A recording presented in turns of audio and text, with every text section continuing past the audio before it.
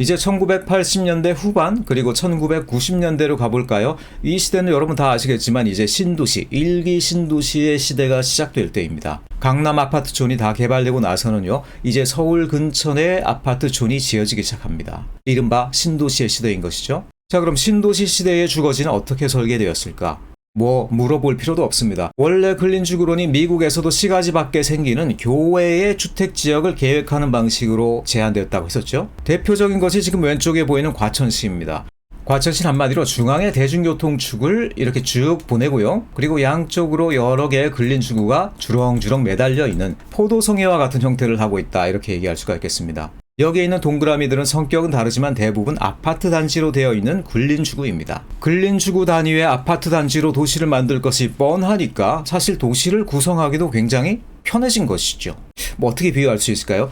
내가 어떤 작품을 만들어야 하는데 내가 처음부터 재료를 하나하나 빚고 제작해서 그거를 짜맞추어서 작품을 만들어야 된다? 사실 그건 상당히 어려운 일이에요. 그런데 말하자면 레고처럼 각 부분을 이루는 구성품들이 미리 호환되는 구성품들이 미리 예비되어 있다. 어떻습니까? 그 구성품을 가지고 짜맞추어 가는 거예요. 그때 그리고 그 구성품의 한계나 문제점도 또 핑계를 삼으면서 그걸 통해서 작품을 만들어 간다는 것이죠. 훨씬 더 용이하겠죠? 우리나라 신도시들이 딱 그렇다는 겁니다. 우리나라 신도시들은 아예 처음부터 아파트 근린주거, 아파트 단지라는 근린주거를 부품으로 정해놨고요. 그리고 그거를 이렇게 붙여보고 저렇게 붙여보고 이렇게 연결해보고 이렇게 늘어뜨려보고 그런 식으로 쌓고 그렇게 느리고 하는 방식으로 만들어졌다, 이렇게 할 수가 있는 것이죠. 참고로 이 과천시에서 근린주거를 대중교통축에 부착하는 방식은 다분히 영국 신도시의 영향이었던 걸로 알려져 있습니다. 오른쪽에 나와 있는 신도시는 영국의 컴버놀드라는 신도시입니다. 보시면 알겠습니다만 길게 뻗은 도시의 중심을 지나가는 교통축, 그리고 아래 위에 포도송이처럼 주렁주렁 매달려 있는 일종의 세포와 같은 근린주거들 어떻습니까? 과천 신도시의 계획 개념에 다분히 영향을 준 것으로 보이죠. 물론 분명한 차이는 있습니다. 영국의 신도시 그리고 거기에 있는 근린주거는 우리나라와 같은 그런 고층 아파트는 전혀 아니라는 것이죠. 이렇게 1990년대까지의 흐름 속에서 한국 아파트 양식이 어떤 식으로 만들어져 왔는가를 알아봤습니다. 자, 그럼 한번 단순하게 정리를 해보지요. 첫째, 우리나라 아파트는 르꼬르비제가 만든 단독형 타워형 건축 양식으로 처음부터 도입되었다는 것입니다. 하지만 원래 유럽에서 아파트라는 것들은 어떤 것이었습니까? 고대 중동, 유럽식의 주상복합에서부터 뿌리를 둔 도로를 면하고 중정을 가운데 두는 그런 한 동짜리 공동주거였죠. 그런데 우리가 처음 받아들인 아파트 양식은 그런 중정형 건물이 아니라 르꼬르비제 이후에 새롭게 나타난 타워형 양식의 아파트였다는 겁니다. 둘째, 우리나라 아파트 단지의 건설과 배치 계획에는 미국의 근린주거론이 아주 강하게 적용되었다. 그래서 우리나라 아파트 단지는 하나하나는 타워형 건물이면서 그런 것들이 큰 블록 하나의 단지를 차지하면서 경계를 두고 있는 그런 방식으로 자리를 잡은 겁니다. 말하자면 르꼬르비지안 아파트 플러스 미국의 근린주거식 타운이라는 것이지요.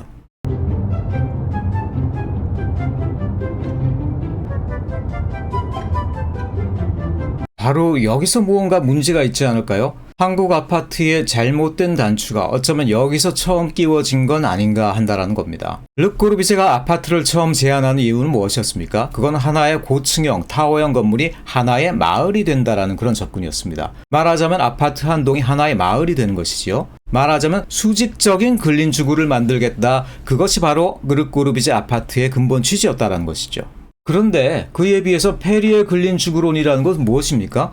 그것은 수평적으로 퍼져 있는 하나의 마을, 수평적인 근린주거를 만들기 위한 계획이었다는 거예요. 너무너무 퍼져나가는 저층의 단독주택들을 하나의 경계로 묶어서 하나의 동네로 만들려는 그런 의도에서 나온 계획기법이라는 겁니다. 다시 말해 수직적 근린과 수평적 근린, 그게 바로 르꼬르비제의 아파트와 페리의 근린주거론이라는 것이요. 그런데 우리나라 아파트 계획은 초기부터 이 두 가지를 가져와서 혼합해버렸습니다. 고층 타워형 아파트를 가지고 하나의 근린 규모로 만들어버린 것이지요. 글쎄요, 이걸 뭐라고 해야 될까요?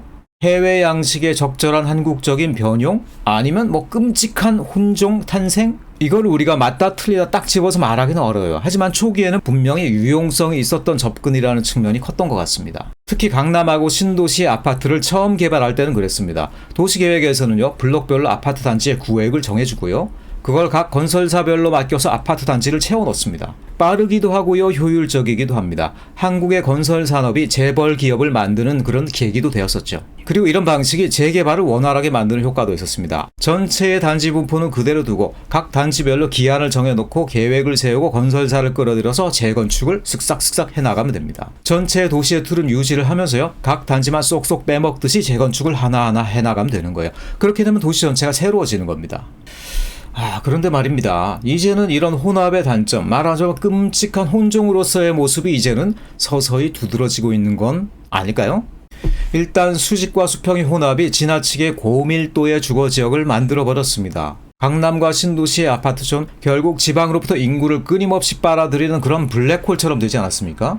저도 지방에 살지만 사실 여기에서도 돈이 좀 있는 분들은 강남에도 적을 두면서 지역에선 비즈니스를 하고 그런 스탠스를 취하는 분들이 굉장히 많습니다. 둘째로 아파트 단지 안과 밖의 온도 차이가 너무 커졌다라는 것입니다. 우리나라 아파트 단지는요, 그 자체가 모든 생활 편의시설, 상업 기능은 물론 커뮤니티 기능, 운동 스포츠, 심지어 도서관이나 극장까지도 보유하는 경향이 있습니다. 고층 고밀에 걸린 주구가 되면서 그 자체가 하나의 완결된 도시가 되어버린 것이죠. 그런데 원래 르꼬르비제가 제안했던 아파트라는 것은 열려있는 도시의 한 부분이었다라는 거예요. 도시의 한 부분으로서 접속하는 부분품으로서의 아파트였다라는 것이죠. 근데 우리나라식 아파트는 어떻습니까? 거기에 사는 주민들만의 독점적인 영역입니다. 다른 사람들이 들어가지도 못해요. 기본적으로는 도시 속에 있으면서 도시와는 등을 돌리고 있는 그런 구조에 있다는 것이죠. 그 결과 어떻습니까? 아파트 안의 생활 환경은 더할 나위 없이 좋아요. 그런데 아파트 경계를 일단 벗어나면 우울해집니다. 아파트 단지가 계속 늘어나다 보니까 결국 단독주택들도 자극을 받아서 결국은 1990년대 이후에는 우리가 빌라라고 부르는 다세대, 다가구 주택으로 다 전환되어 버렸습니다. 그런데 결과는 어떻습니까? 단독주택의 쾌적함도 없고 아파트의 편리함도 없는 그런 애매한 상품이 되어서 이제는 아주 찬밥 신세입니다. 오죽하면 최근에는 전세가가 매매가보다 더 비싸서 이걸로 사기를 치는 그런 빌라왕 사태까지 일어나고 있겠습니까? 도시가 그냥 아파트 안과 단지 밖으로 그냥 양분되어 버린 겁니다. 그 결과 아파트 단지 밖의 환경이 너무 열악해져 버린 거죠. 주거 환경상으로나 재산 가치로나 다 그렇다는 거예요. 이런 아파트 안과 밖의 양극화는 점점 더 심해지고 있습니다. 그리고 셋째로 볼 수 있는 문제는 어떻게 보면 우리가 당면한 가장 큰 문제라고 볼 수도 있겠는데요. 결국은 재건축의 실패로 아파트 단지 자체도 큰 위기를 겪게 될 거라는 점입니다. 아파트가 무조건 단지 단위로 재개발이 되다 보니까 이 재건축 하나가 굉장히 크고 방대한 프로젝트가 되어버렸습니다. 이게 성사되기 위해서는요, 주민들의 단합, 그것은 물론 시행사의 운용 능력, 건설사의 시공 능력, 은행권의 대출 이런 것들이 다 종합적으로 갖추어져야만 해요. 그리고 결정적으로 아파트를 새로 짓고 나면 더 커져야 하고요, 값도 더 올라가야만 하게 됐습니다. 그런데 그동안은요 인구도 늘고 아파트는 짓기만 하면 무조건 새로운 사람들이 들어왔기 때문에 이 요건들이 요건들로 보이지가 않았습니다. 자동으로 충족되는 것이었다는 것이죠. 근데 이제는 어떻습니까? 드디어 재건축이 한계에 왔습니다. 우선 집값이 이젠 더 이상 올라가지 않죠. 용적률도 올릴 만큼 올려서 이제 더 이상 올릴 여지가 없고요. 금리가 높다 보니까 은행 대출도 쉽지가 않습니다. 시공사들도 이제 단가가 너무 올라서 기우뚱하는 곳들이 많고요. 결국 이런 뉴스가 나오고 있지 않습니까? 재건축하면 그동안 주민들이 앉아서 돈을 벌었는데 이제는 오히려 12억까지도 내야 되는 경우들이 발생하고 있습니다. 그것도 서울인데 말입니다. 자, 서울이 이럴 지경이면 지방은 어떻겠습니까? 결국 이게 아파트 단지를 수천 명이 사는 거대한 주거로 형성해온 역사의 거대한 후유증이다, 이렇게 말씀드리고 싶어요. 만약 르꼬르비제의 아파트처럼 하나하나가 별도의 독립적인 상품이었다라고 하면요, 훨씬 더 가볍고 다루기 쉬운 재화였을 겁니다. 그런데 그게 아니고 단지라는 거대한 규모로 만들어버리니까, 그런 집합적인 상품으로 만들어버리니까 그 안에 갖추어야 할 것도 많고요. 그렇다고 질을 낮출 리는 절대 없다 보니까 재건축을 할 때마다 너무나 큰 돈이 들어가는 겁니다. 근데 그렇게 들어가는 돈을 집값 상승과 용적률 상승이 뒷받침해 주지 못한다? 이제는 아파트 공동화도 남일이 아니다라는 거예요. 부동산 관련한 모든 뉴스가 수도권 중심으로만 나와서 그렇지 사실 지방에서는요, 아파트 단지 공동화가 이미 시작되고 있어요. 뭐랄까, 아파트 단지의 가치가 떨어지는 시대는요, 사실은 굉장히 무섭습니다. 상상하기가 두려워요. 내가 살만해도 내 이웃들이 아파트 단지를 떠나가기 시작한다? 그러면 아파트 단지 전체 질이 왕창 하락해버립니다. 근데 차라리 단독주택은요, 낡으면 뭐 친척의 돈을 빌리든 어떻게든 내 집만 새로 수리하면 그냥 그래도 살만해요. 그런데 아파트가 낡으면요, 단지 전체를 새로 지어야 되는데 내가 내 돈 몇 푼을 마련해서 될 일이 아니라는 것이죠. 거대한 PF가 굴러가야만 간신히 재건축이 완성되기 때문이라는 거예요. 아파트 공동화가 발생하는 미래, 솔직히 그런 상상을 해보면 너무 무서워서 잠이 잘 오지를 않습니다. 평생 단독주택 다세대에만 살아온 저도 그런데 허름한 아파트에 살고 계신 분들은 요새 어떻겠습니까, 기분이? 그리고 이런 현재의 문제, 미래에 다가올 문제가 따지고 보면 아까 말씀드린 우리나라 아파트 단지의 건설 방식, 그 첫 단추가 잘못 끼워진 데서 나타난 문제가 아니냐라는 것이 제가 오늘 던지고 싶은 문제의식이라는 것이요. 수직적 근린과 수평적 근린을 합해서 지나치게 비대하고 독립적인 주거지를 만들어 버린 것, 그것이 바로 우리나라 아파트 문제의 시발점이라는 것입니다. 그러면 아파트 단지가 제대로 재개발되지 못하고 낡고 공동화되어 가면 무슨 문제가 생길까, 그런 거를 한번 해외 사례로부터 찾아봤으면 좋겠습니다. 사실 해외에서도 이와 비슷한 사례를 찾아볼 수가 있습니다. 뭐 드물긴 하지만 유럽과 미국에서도요, 우리나라와 비슷한 거대 단지형 아파트를 조성한 적이 있습니다. 그러면 프랑스의 경우입니다. 프랑스의 경우는 이민자나 젊은 저소득 노동자들을 위해서 프랑스 파리의 외곽에다가 저렴한 주거지를 만들기 시작합니다. 파리에서 한두 시간 정도 떨어진 외곽의 소도시들인데요. 그 중에서도 방리우라는 곳이 잘 알려져 있습니다. 여기에다가 정부가 마치 우리나라하고 비슷한 단지형 아파트들을 주로 지었습니다. 뭐 우리가 알고 있는 파리 시내의 모습과 비교하면 이거 뭐 프랑스 같지가 않고 어디 한국의 지방도시 아파트촌과 딱 비슷한 모습이죠. 그런데 말입니다. 프랑스에서 저소득층, 청년층들이 지금 심각하게 시위를 벌이고 있다라는 뉴스를 여러분 여러 번 들으셨을 겁니다. 이건 뭐 언제라고 할 것도 아니고요. 심심하면 시위에다가 불 지르고 도시를 파괴하고 하는 뉴스들이 나왔습니다. 2000년대 이후에 제 기억만 해도 한 3번 정도는 있었던 것 같습니다. 그런데 이런 시위의 발원지가 바로 이런 아파트 단지라는 사실입니다. 아니 뭐 우리나라의 아파트는 그래도 웬만큼 사는 중산층 이상의 선택이라는 느낌이 아직 많이 있는데, 이거 프랑스는 뭡니까? 빈곤계층, 사회불만계층, 폭동, 시위, 이런 것들의 장소가 되었다는 것이 참 희한하지 않습니까? 문제는 이와 같은 현상이 유럽에서만 나타난 것이 아니었다는 겁니다. 미국도 한때 저렴한 주거를 공급한다는 명분으로 단지형 아파트를 지은 적이 있습니다. 본인들의 스타일을 포기하고 희한한 접근을 한 것이죠. 하지만 지금은 대부분 실패로 끝나면서 헐려버린 상태입니다. 그런 실패 사례 중에서도 대표적인 것이, 그리고 잘 알려진 것이 바로 이 세인트루이스에 있었던 푸르트 아이고 사례입니다. 이 아파트 같은 경우는요, 1954년에 건설되었는데 1972년에 끝이 났어요. 말하자면 수명이 있었다는 얘기입니다. 왜 수명이 있었겠습니까? 그때 아예 전면 철거를 해버린 거죠. 이 아파트가 생각 없이 대충 지은 것도 절대 아닙니다. 당시의 거장 중에 한 명이고요. 나중에 월드 트레이드 센터를 설계한, 지금 우리가 기억하는 테러에 의해서 무너진 그 월드 트레이드 센터입니다. 그것을 설계한 것으로 알려져 있는 일본계 미국인 건축가 미노루 야마자키, 그 사람이 설계한 것이라는 것이죠. 그분이 나름 당시의 시대적 필요를 깊이 성찰한 끝에 건축가로서의 욕심과 기름을 쫙 빼버려요. 그리고 주택은 주거를 위한 기계다라는 르꼬르비제 선생님의 그 선언에 딱 맞게, 그 취지에 걸맞게 설계한 그 결과물이라는 것이지요. 심지어 그 해에 미국 건축가상을 수상하기도 한 작품입니다. 그런데 결국 20년도 못 채우고 그냥 완전 폭파해서 철거되어 버립니다. 무슨 일이 있었던 겁니까? 뭐 너무 익명적인 공간을 많이 집어넣었다. 그리고 빈민들의 생활 패턴을 고려하지 못했다. 우범화 가능성에 대해서 대비하지 못했다. 뭐 여러 가지 이유들이 있을 수 있습니다. 그런데 오늘 제가 이야기하고자 하는 맥락에서 보면 결국 아파트 단지의 공동화,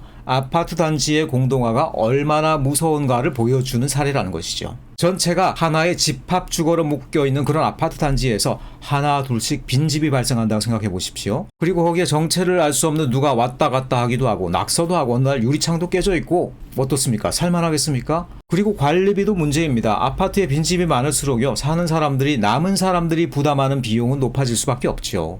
결국 미국에서는 이런 결론을 내놨습니다. 단지형 아파트에서 30%, 약 30% 정도의 공실이 발생하면 아파트 단지 전체가 흉가로 변해가는 것은 시간 문제이다.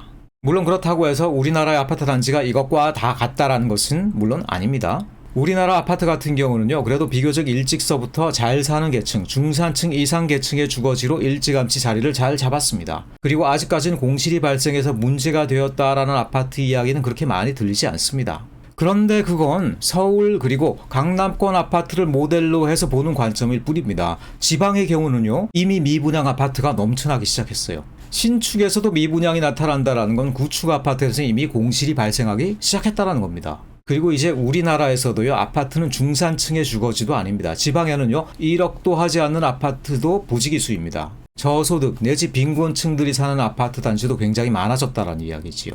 아파트를 이제 넘쳐나고 예전에 지은 아파트는 재건축도 못하고 낡아만 가는데 거기 사는 사람들은 하나둘씩 떠나가고 관리비 부담은 늘어나고 이런 시대가 오고 있는 거지요. 그러면 우리나라 아파트라고 해서 파리 같은 사태나 푸르토 아이고 같은 사태가 오지 말란 법이 있을까요? 단독주택도 굉장히 빈집들이 지금 많아지고 있습니다. 하지만 그 빈집이 되면요, 사실 철거하고 화단이나 주차장을 만들어 놓아도 그렇게 큰 불편은 없습니다. 그냥 그럭저럭입니다. 옆집이 빈집이 되어도 일단 우리 집만 잘 관리하고 살면 큰 문제는 없습니다. 그런데 아파트는요, 옆집, 윗집, 아랫집이 빈집이 된다고 생각해 보십시오. 그 느낌은 전혀 다릅니다. 어쩌면 단지형 아파트가 이 공동화의 시대, 빈집의 시대, 빈집 증가의 시대에 더 취약한 양식일 수가 있다라는 겁니다. 여기까지 들어보면 사실 굉장히 걱정이 되지 않습니까? 빈집도 문제인데 아파트도 공동화가 되기 시작한다. 아파트 공동화가 일어나면 그 결과는 더 치명적일 것이다. 이렇게 예측을 한다라고 그러면 우리가 풀어야 될 문제들이 굉장히 난제다라는 걸 알 수가 있습니다. 물론 요새 들어서 이런 아파트에 대한 문제를 해결하기 위한 어떤 대안들을 찾는 노력이 전혀 없는 것은 아닙니다.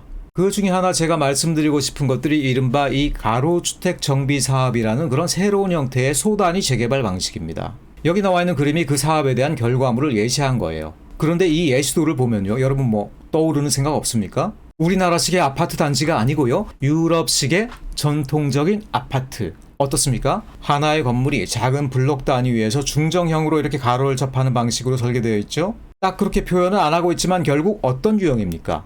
아파트의 오리지널이죠. 로마의 인슐라, 이태리의 팔라쪼, 파리의 라파르망. 그것과 유사하게 가는 그런 형태 아니에요?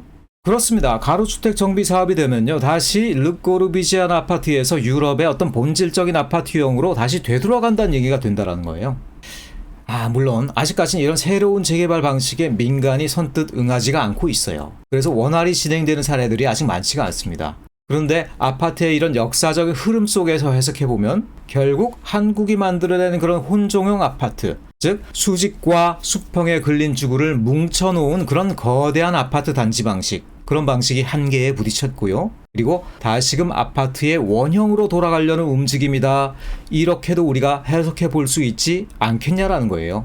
이렇게 한국식 아파트가 형성되어 온 과정, 그리고 그것이 나타낼 수 있는 취약점, 이런 것들에 대해서 파악해 보았습니다. 아파트, 이 아파트라고 하면 우리나라의 도시계획이든 설계든 부동산이든 개발이든 모든 것에 걸치는 핵심적인 주제라고 할 수 있어요. 그래서 거기에 대한 적절한 이해가 없이는 아무것도 이야기할 수가 없는 거죠. 물론 한국이 아파트 왕국이 된 계기에 대해서는 부동산 측면이라든가 생활 문화적인 측면 여러 방식의 설명과 해석이 필요하겠지만요. 저는 그래도 그 중에서 가장 중요하게는 초기에 선택된 고층 단지형 주거라는 이 양식의 영향이 컸다는 점, 그리고 이러한 양식이 점점 단점이 드러나면서 취약해지는 단계에 들어서고 있다는 점, 거기에 대한 부분들이 아파트를 이해하는 데 가장 중요한 포인트라고 생각을 합니다. 한마디로 이야기하면 이제 아파트 왕국의 기세가 기울기 시작했다라는 것이죠.